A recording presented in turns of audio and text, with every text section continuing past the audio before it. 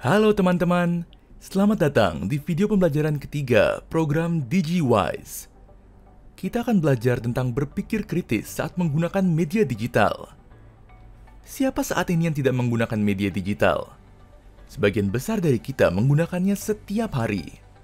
Media yang sangat mudah diakses selama kita memiliki gawai dan internet. Akan ada banyak sekali informasi, berita, cerita yang bisa kita peroleh dari media digital saat ini. Tapi, tahukah kalian bahwa kita perlu memilih dan memilah mana informasi, berita, dan cerita yang layak dipercaya karena belum tentu informasi tersebut benar? Itu sebabnya kita perlu berpikir kritis saat mengkonsumsi media digital. Yuk, kita pelajari bersama-sama. Kita mulai dari pengertian media digital. Media digital adalah semua bentuk komunikasi dan konten yang disampaikan melalui platform digital. Media digital mencakup berbagai format dan saluran. Di antaranya, 1. Situs web. Situs web berisi konten berita, blog, dan artikel yang dapat diakses secara online. 2. Media sosial. Platform seperti Facebook, Instagram, Twitter, dan TikTok di mana pengguna dapat berbagi dan berinteraksi dengan konten. 3. Video streaming. Layanan seperti YouTube, Netflix, atau lainnya yang menawarkan video on demand. VOD atau video on demand merupakan platform yang menikmati berbagai tayangan secara online atau offline. Mulai dari video, film, hingga serial TV tersedia di berbagai macam penyedia layanan VOD. 4. Podcast. Konten audio yang dapat diunduh atau diputar secara streaming, biasanya berupa diskusi atau wawancara. 5. Aplikasi seluler. Aplikasi yang menyediakan berita, permainan, dan informasi lain yang dapat diakses melalui perangkat seluler. 6.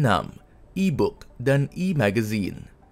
Buku dan majalah dalam format digital yang dapat dibaca di perangkat elektronik. Di satu sisi, banyaknya format dan saluran di media digital membuat penyebaran informasi sangat cepat dan luas. Di sisi lain, hal ini menuntut pengguna untuk kritis dalam mengkonsumsi konten yang tersedia. Selanjutnya, kita akan bahas definisi berpikir kritis.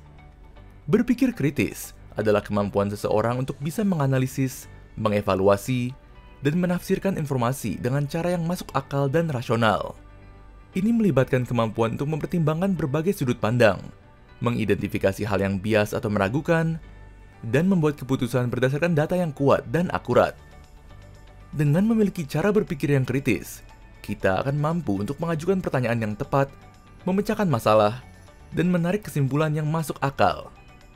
Ini penting dalam berbagai aspek kehidupan, termasuk pendidikan, pekerjaan, dan pengambilan keputusan sehari-hari. Lalu, mengapa perlu kita berpikir kritis saat menggunakan media digital? Berpikir kritis saat mengkonsumsi media digital sangat penting karena beberapa alasan. Pertama, agar kita bisa menyaring informasi yang masuk. Dengan banyaknya informasi yang tersedia, tidak semua berita atau konten yang kita temui akurat atau dapat dipercaya. Berpikir kritis membantu kita menilai kebenaran sumber informasi dan isinya. Yang kedua, dengan berpikir kritis, kita dapat terhindar dari hoax. Hoax adalah informasi atau berita palsu yang sengaja disebarkan untuk menyesatkan atau memanipulasi orang. Biasanya, hoax dibuat dengan cara yang menarik atau provokatif agar orang mudah mempercayainya untuk kemudian membagikannya kepada orang lain. Hoax bisa berupa berita, gambar, video, atau meme yang tidak berdasarkan fakta atau konteks yang benar. Nah, media sosial seringkali menjadi sarana penyebaran hoax. Dengan berpikir kritis, kita bisa lebih mudah mengenali dan menghindari informasi yang menyesatkan. Alasan ketiga adalah supaya kita bisa mengenali bias.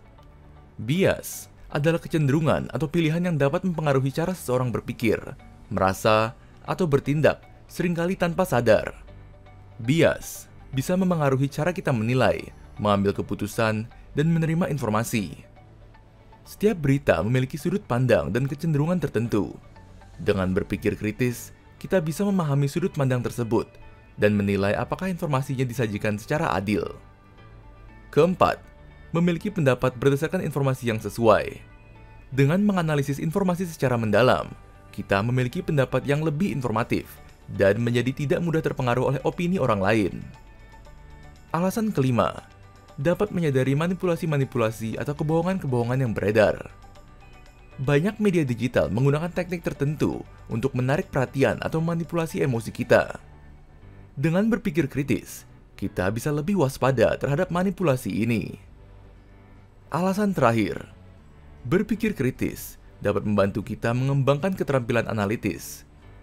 Berpikir kritis merupakan keterampilan yang berguna, tidak hanya saat kita menggunakan atau mengkonsumsi media, tetapi juga dalam kehidupan sehari-hari, pekerjaan, dan pendidikan. Dengan berbagai alasan di atas, dan banyaknya informasi yang ada di media digital saat ini, maka berpikir kritis penting dimiliki oleh setiap individu yang menggunakan media digital, agar tidak tersesat di dunia media digital yang kompleks dan seringkali membingungkan. Selanjutnya adalah, bagaimana kita melatih diri untuk bisa berpikir kritis. Untuk melatih cara berpikir kritis, kita memerlukan latihan dan kesadaran. Berikut beberapa cara yang dapat dilakukan untuk mengembangkan kemampuan tersebut. 1. Ajukan pertanyaan. Latih diri untuk selalu bertanya, apa sumber informasi ini? Apa bukti yang mendukungnya? Apakah ada sudut pandang lain? Pertanyaan-pertanyaan ini membantu menggali lebih dalam dan mendorong pemikiran analitis. 2. Periksa kebenaran sumber informasinya. Cek reputasi pembuat, penulis, atau organisasi yang menyebarkan informasi tersebut. Apakah mereka memiliki kredibilitas yang baik? 3. Banyak membaca dan mendengarkan berbagai sudut pandang tentang suatu isu. Ini membantu memahami konteks yang lebih luas dan mengurangi bias. 4. Berdiskusilah dengan orang lain. Terlibatlah dalam diskusi atau debat dengan orang lain. Ini dapat memicu pemikiran kritis dan membantu kita melihat hal-hal dari perspektif yang berbeda. 5. Membaca secara aktif. Yang dimaksud dengan membaca secara aktif adalah saat membaca artikel atau buku, catat poin-poin penting, pendapat, dan asumsi yang ada. Ini membantu untuk memperkuat pemahaman. Cara sederhana untuk memulai membaca secara aktif adalah dengan membaca berita atau artikel secara utuh. Tidak langsung menyimpulkan isi berita hanya dari judulnya saja. Kebanyakan berita yang beredar di media digital menggunakan clickbait agar menarik. Clickbait adalah judul atau gambar yang dibuat sangat menarik agar orang tertarik mengklik sebuah artikel, video, atau halaman. Tujuannya adalah membuat orang penasaran, tapi seringkali isinya tidak sesuai dengan janji di judul atau hanya sedikit berhubungan. Misalnya, judulnya terlalu berlebihan atau menyesatkan hanya untuk mendapatkan banyak pengunjung. 6. Bersikap terbuka. Jangan takut untuk mengubah pandangan dan pendapat jika ada bukti lain yang kuat dan akurat. Keterbukaan untuk menerima kritik dan masukan orang lain adalah kunci untuk berpikir kritis. 7. Latihan menulis. Menulis esai atau artikel tentang topik tertentu dapat membantu kita mengorganisir pikiran dan mengembangkan pendapat yang logis atau masuk akal. 8.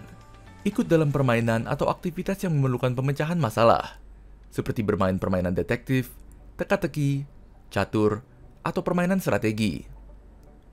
Dan yang terakhir, refleksi diri. Luangkan waktu untuk merefleksikan pandangan dan keyakinan yang kita miliki. Ajukan pertanyaan, mengapa kita percaya pada sesuatu itu? Dan apakah keyakinan tersebut didukung oleh adanya bukti yang kuat dan akurat? Dengan latihan yang konsisten, kemampuan berpikir kritis dapat ditingkatkan dan bisa menjadi kebiasaan yang bermanfaat dalam kehidupan sehari-hari. Dengan kemampuan berpikir kritis, kita akan menjadi lebih berhati-hati saat membagikan informasi kepada orang lain. Saat kita akan membagikan informasi, tanyakan 3 hal berikut terlebih dahulu. 1. Apakah informasi ini sudah pasti benar sumber dan isinya? 2. Apa manfaat yang didapatkan oleh orang lain jika mengetahui informasi ini? 3. Jika tidak dibagikan, apa dampaknya? Dengan menjawab ketiga hal tersebut, kita dapat menjadi lebih bijak dan berhati-hati dalam membagi suatu informasi melalui media digital yang kita miliki. Saat ini, ada satu perangkat digital lain yang sedang naik daun, yaitu AI, Artificial Intelligence, atau kecerdasan buatan. AI adalah sebuah sistem kecerdasan manusia yang memungkinkan seperangkat sistem komputer atau mesin lainnya dapat berpikir dan bekerja layaknya manusia. Ada banyak hal yang bisa dilakukan dengan menggunakan bantuan AI. Di antaranya, 1. Alih bahasa atau menerjemahkan.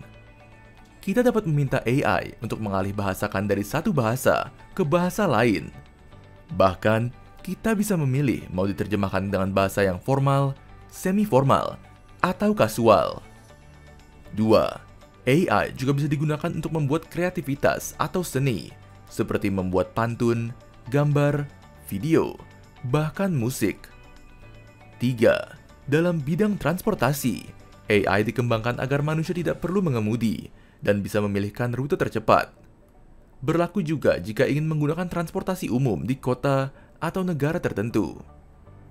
4. Untuk hiburan, AI bisa membantu memberikan rekomendasi film, lagu, atau video sesuai dengan karakter kita.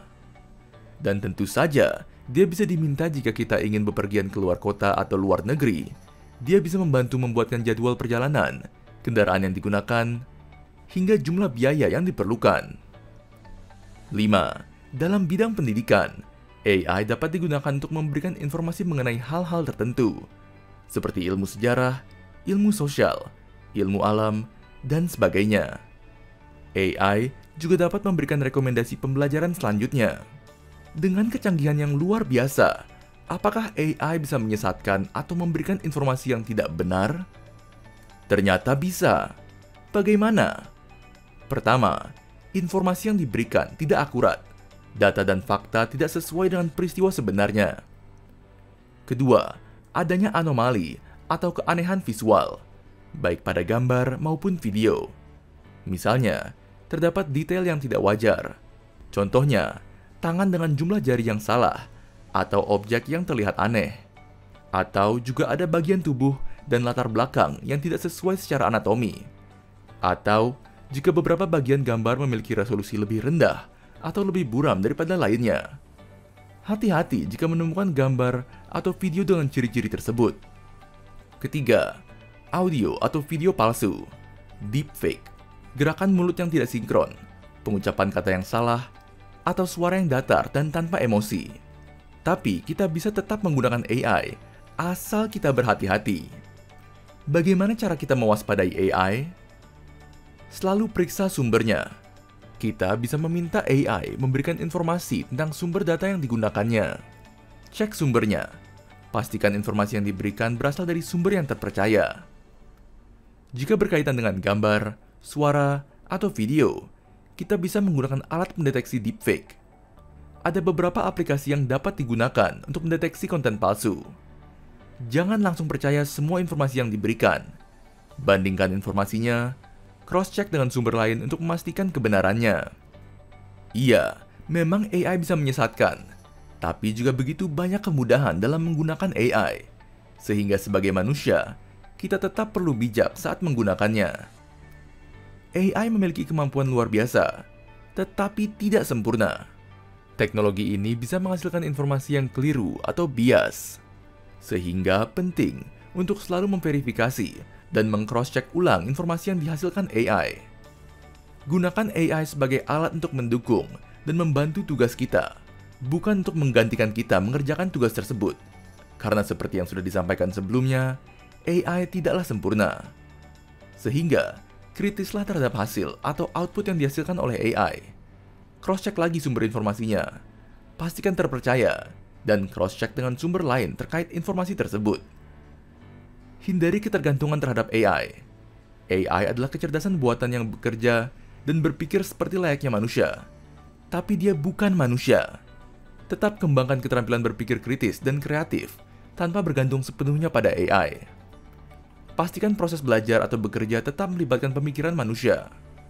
Terakhir, gunakan AI untuk tujuan yang positif, untuk meningkatkan produktivitas, memecahkan masalah, atau membantu proses belajar. Jangan menggunakan AI untuk hal-hal yang merugikan orang lain. Kesimpulan dari video ini dan langkah selanjutnya adalah Kemampuan berpikir kritis penting untuk dimiliki oleh semua individu yang menggunakan media digital. Dengan begitu banyaknya informasi yang tersedia di media digital, berpikir kritis membuat kita memiliki alat untuk mengetahui suatu informasi itu benar atau hoax. Latihlah diri kita untuk memiliki kemampuan berpikir kritis, agar karena dapat membantu di kehidupan kita sehari-hari. Jangan mudah percaya pada suatu informasi. Cek sumbernya, cek isinya. Terima kasih telah menyaksikan video pembelajaran berpikir kritis saat menggunakan media. Semoga informasi ini bermanfaat dan dapat kita aplikasikan dalam kehidupan sehari-hari. Ingat untuk selalu berpikir kritis dan berhati-hati saat menggunakan media digital, karena dunia maya yang aman dimulai dari diri kita sendiri.